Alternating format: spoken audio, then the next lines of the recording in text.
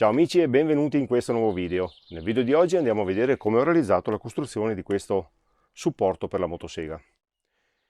Il supporto serve per riuscire a lavorare, a tagliare della ramaglia senza dover tenere la motosega in mano, così da lavorare in sicurezza.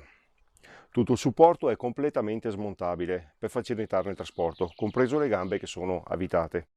Un'altra particolarità è il sistema di sblocco che ho realizzato qui, per poter eseguire il rifornimento della motosega senza doverla togliere dal supporto. Una volta finito il rifornimento basta riposizionarla in verticale e andare a bloccare il tutto attraverso il sistema di blocco. Ma partiamo con il video e andiamo a vedere come l'ho costruita. Cominciamo!